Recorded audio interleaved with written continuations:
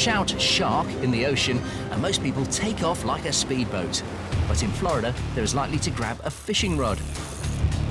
You all right? Yeah, it's coming at us. And when you're catching shark for sport, you need a super hook that can handle a monster, but won't harm the catch of the day. So, how do they do it? Off the Florida Keys, Steve Roger and Jeff Pierce are in search of the ocean's most fearsome predator. They may have all the kit and a boat worth $50,000, but everything hangs on a bit of wire costing less than $1. A fish hook. And when it comes to making a hook capable of landing a 100-kilo monster, the world's fishermen turn to Norwegian company Mustad. They're so renowned that in parts of the world, mustad is the local word for fish hook. The company make over 1.2 billion a year and go through 75,000 kilometers of wire. That's more than enough to build a zip wire from Norway to New York and back 7 times.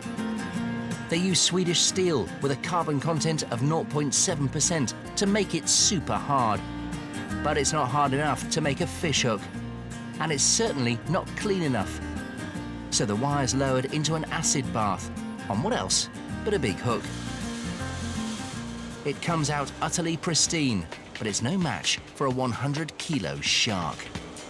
So next the wire is drawn through a series of dies. As it passes through smaller and smaller holes, the wire is being thinned down from 7 millimeters. In essence, the same amount of metal is being squeezed into a thinner, stronger thread, until it's a lean, mean 4.05 millimeters in diameter. It's now ready for the hook machine. These examples are in the company museum, but the principle hasn't changed since they were built in 1877.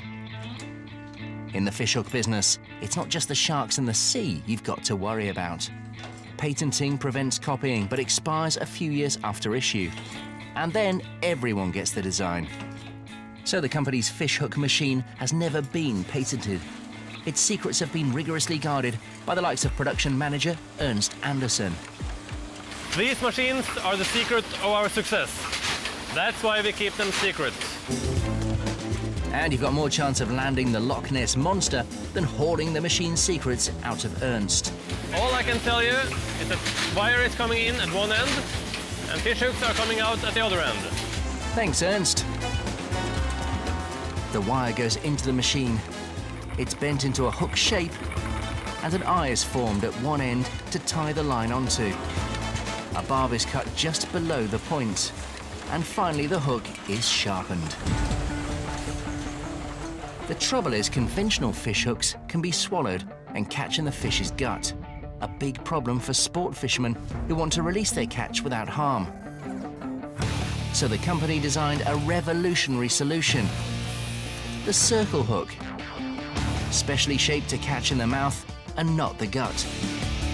But these circle hooks can't catch anything yet. They're too soft. This would currently be spaghetti to a hungry hammerhead, as Tormod Peterson here demonstrates. So it's like this before you get it. You can bend it. Have no range at all. So we do the horning.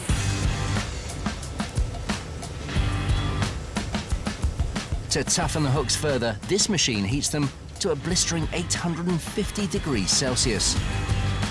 To harden the metal, it must cool very quickly. So once they come out of the oven, the hooks are immersed in oil, which drops the temperature to 60 degrees. From 850 degrees down to 60. That will take about 1 second, or less than 1 second. That's what makes the horning process. Now that the hook has been strengthened, Tormod can't bend it at all. But Tormod isn't as strong as a 3-meter shark.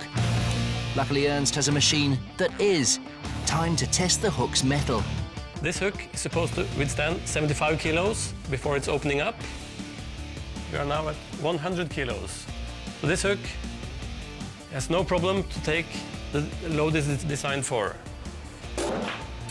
So it's bad news for sharks, barracudas out there.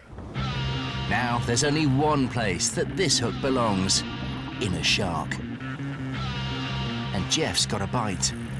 His circle hook has snared a bigger than average shark. That's a big fish. He's 400-pound fish. Yeah. He's huge. A lot of strength there. He's mad. He's snapping his jaws. I see that. I see that. Jeff estimates this is a 180-kilo shark, more than twice the weight the hook has been tested to. Will it hold?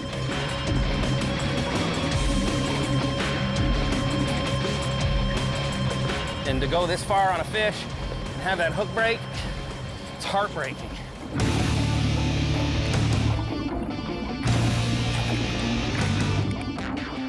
The circle hook has done exactly what it's designed to do.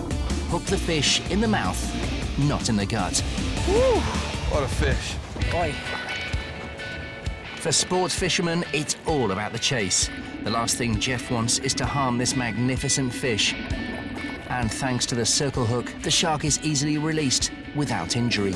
Oh, Awesome. Awesome got fish. the hook. That's an awesome job.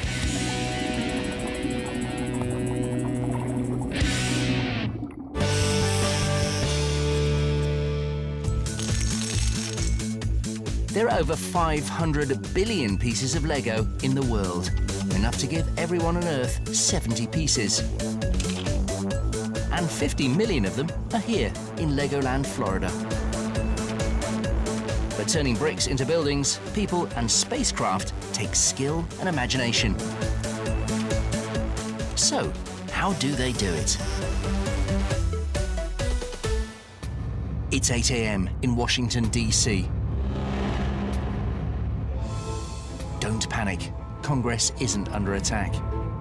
These seemingly Chevy-sized shoes belong to the perfectly proportioned Jason Miller, one of Legoland's master model makers. And the big man has a busy day ahead of him.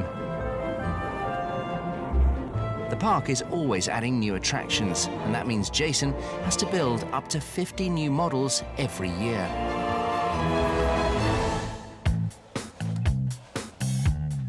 Luckily, building Lego is Jason's dream job. When I was a child, building with Lego mainly consisted of sets, but I used to take those sets and create these massive dioramas. This is one of the Wild West sets. It's the sheriff's lockup. And this one was just so much fun as a kid, playing with and imagining that the bank robbers were breaking out of the jail. It was just incredible. However, today he has a rather unusual challenge. Most model builders start from something large and miniaturize it. But Jason is taking a Lego miniature figure and making it more than 30 times larger. To start with, he uses a computer program to help visualize the proportions of the finished figure. The software is purely a tool. It's not anything that we really rely on.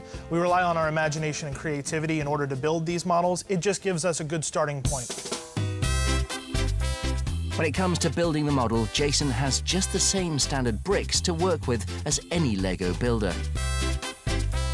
Although in his toy box, he does have 150,000 of them. He starts with a base for the soles of the feet and works his way up to the Lego legs.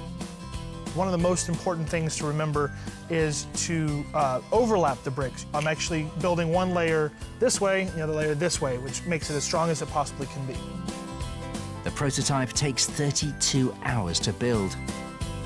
But it's still not strong enough to face one of nature's most destructive forces, children. Now I'm building the model for real. I'm actually having to glue each piece by piece. That entails taking my glue bottle and gluing every little stud upon every brick for every single one of these pieces. And this is no ordinary adhesive.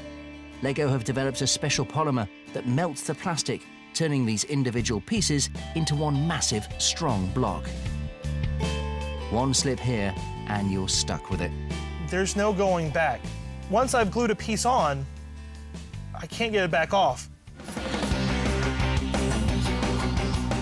The polymer may be solid enough to resist children's fingers, but even the strongest glue won't protect the park's models from a hurricane. And Florida is hit by more hurricanes than any other US state. So Jason's figure is reinforced with a steel skeleton that can also be bolted to the ground. The basic blocks are now so big that they're hard to fit together. Luckily, Jason has the right tool for the job. His new creation is almost ready to join the park's 15,000 other models.